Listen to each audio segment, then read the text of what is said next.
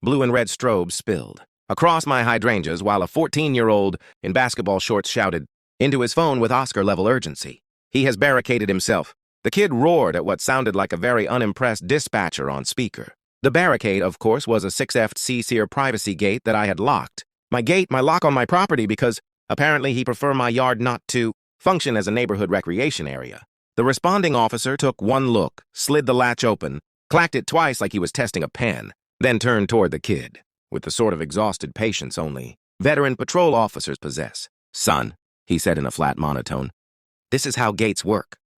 The kid tried to argue, but the officer raised a hand and asked to speak with the property owner. "That would be me," I said, already standing on my porch with a cup of coffee, observing this circus unfold across my lawn. "Let me back up.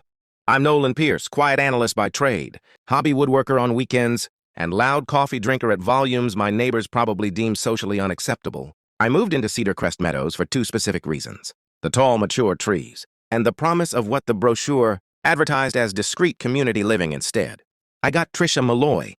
Trisha is the HOA president, a woman who wears visors like their battle helmets and wields her clipboard like a traffic one, infused with legal authority. She has opinions about mailbox heights, trash bin teammates, and even which shade of beige is morally acceptable for front doors. Her teenage son, Brandon, leads a little biker gang of middle schoolers who treat our cold D-sack like a BMX stunt arena. Bikes everywhere, shortcut paths carved across every yard in the vicinity. They use my side yard as a through route at least 3 times a day, flattening flower beds and leaving tire tracks etched into the grass. So I did what any rational homeowner would do. I installed a handsome cedar side gate to keep the horde from treating my yard like their personal shortcut. I matched the fence, used solid hardware, and stained it to blend with my house. Trisha called it hostile architecture. I called it a gate. Then came the notes. Little printed cards were tucked onto my door handle, complete with official-looking ho-head. "Gates discourage community flow," one declared, as though my yard were a public sidewalk. Next came the fines. Unably access reduction, $50. Visual obstinacy, $75. Unauthorized latch, 10. I wish I were exaggerating. Each citation arrived with Trisha's looping signature and a payment deadline aggressively, highlighted in neon yellow. She even leaned into my open garage one day to lecture me about porous yards and neighborhood connectivity. She used terms like circulation, patterns, and pedestrian easements with the confidence of someone who'd watched exactly one city planning documentary. Then she took the campaign online on the neighborhood forum. She posted with the subtlety of a foghorn. "Some people have decided to lock their gates," followed by a loaded thoughts. Opinions varied, but Trisha screenshotted only the supportive comments, printed them, and left them on my windshield like parking citations. Meanwhile, Brandon began treating the latch like a puzzle challenge, yanking and jiggling it repeatedly. I eventually found tally marks scratched into my fence in Sharpie. 14 marks. 14 attempts to open my locked gate. Trisha herself showed up one afternoon with a yardstick, measuring the gate with absurd precision before announcing it was 1 into freedom negative. When I asked what that meant, she said I'd understand. When the fine arrived, I emailed her the architectural committee approval I had received before installation, complete with photos from 3 angles. She replied almost instantly, "Approvals can be spiritually revoked." I reread that sentence 5 times, searching for sarcasm. There was none. Saturday afternoon, everything erupted. The boys barreled down the hill on their bikes, heading straight for my side yard as if it were a bowling lane. I was in the garage sorting tools when I heard the sudden skid. The gate was shut. Brandon discovered the lock and performed what looked like a dramatic Shakespearean gasp. He rattled the gate with growing frustration before yanking out his phone and dialing 911 to report what he called a legal blocking of a public passageway. I could hear every word.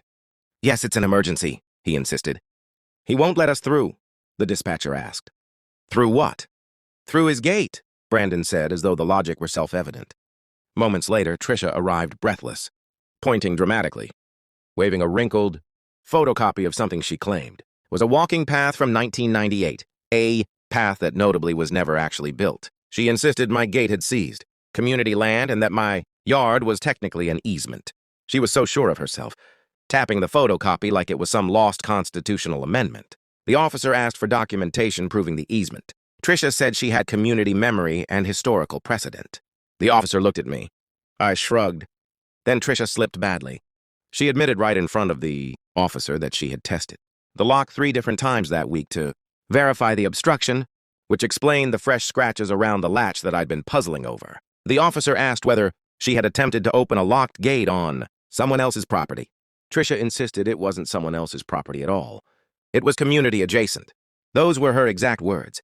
Community adjacent. I'm a private man, but I'm not defenseless. I excused myself, walked calmly into my office, and returned with receipts. Not metaphorical receipts, actual physical evidence. The recorded plat map showing my property, boundaries in crisp black ink, was stamped and signed by the county recorder. My survey with the corner pin still in the ground was completed. Only 8 months earlier when I bought the house.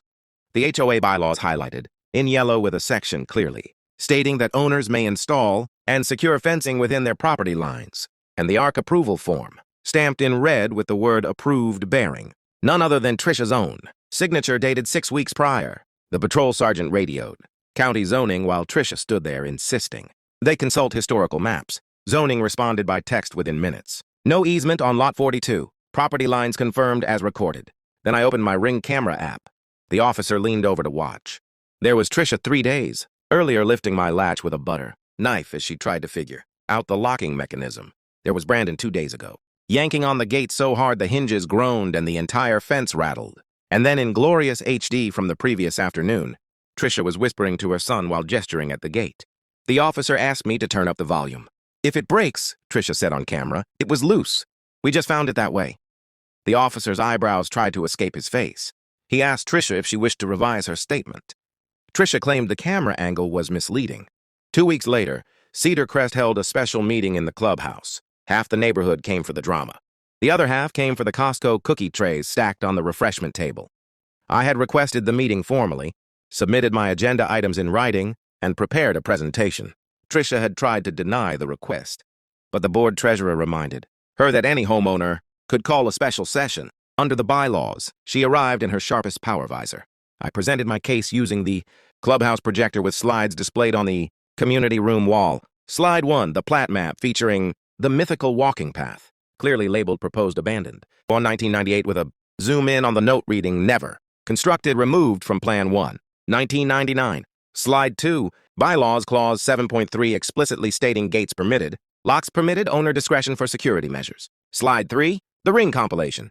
Trisha advising Brandon on testing access. Rights plus every attempted breach edited into a tight, dramatic 2-minute sequence. The room was silent except for the audio. Slide 4, a letter from the county, counsel politely but firmly clarifying that calling 911 over a locked gate does not constitute an emergency and may qualify as misuse of emergency services, and that repeated attempts to open a locked gate on private property could be considered attempted trespassing. I had requested this letter after the incident. The county was surprisingly helpful. Slide 5, an itemized list of every fine Trisha had issued, totaling $475, along with my formal request for reimbursement and a written apology. The board's attorney, who had been sitting quietly in the corner, cleared his throat and began referencing terms like tortious interference, harassment, and abuse of authority. He explained that the HOA could face liability for punishing a homeowner for exercising legal property rights. The vote to rescind my fines passed 7 US 0. Trisha abstained, claiming prejudice. Then came the real surprise. A motion was introduced to censure Trisha for instructing minors to trespass and to remove her presidency privileges, her key to the common area storage shed, her reserved parking space, and her $100 monthly stipend. Trisha stood face pale, visor slightly crooked. "But the shed is my office," she protested. The treasurer didn't even look up from his notes. "It stores folding chairs, Trisha." The motion passed 6-1. Only Trisha's best friend voted against it. That night, Trisha lost the presidency and she gained something new, a civil injunction. After reviewing my evidence, the judge expressed concern about the pattern of behavior and ordered that both Trisha and Brandon must remain 5 FT away from my fence, unless explicitly invited. The filing fee alone cost her $30. The HOA issued a formal respect the gate policy, complete with the diagram and my latch, became the official example in the updated community guidelines, delivered to every resident. Brandon now bikes around the cul-de-sac the long way, adding an extra 2 minutes per loop, and is part of his court-ordered community service. He spends weekends repainting the fences. He and his friends tested a full 40 hours.